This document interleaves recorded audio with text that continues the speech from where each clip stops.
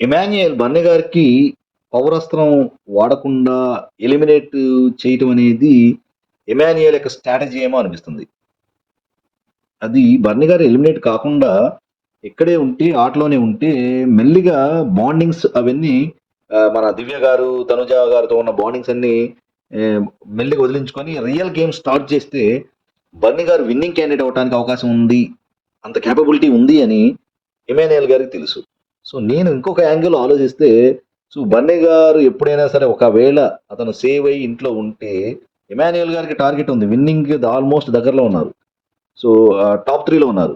So, బర్నీ గారిని మెల్లిగా తప్పిస్తే ఇతనికి మార్గం సుగమం అవుతుంది అనే స్ట్రాటజీతో కూడా బర్నీ గారికి ఆ అస్త్రాన్ని వాడలేదేమో అనిపిస్తుంది. సో, ఇది గేమ్ ఏమో. ఇమాన్యుయల్ యొక్క గేమ్ ఏమో అనిపిస్తుంది. మన బజ్‌లో గూడా బర్నీ గారిని శివాజీ గారు అడిగారు. అడిగితే ఇమాన్యుయల్ ఏంటి ఇలా చేశాడు అనగానే, అది అతని గేమ్ అని అన్నాడు. అంటే మనం అనుకున్నది కరెక్టే.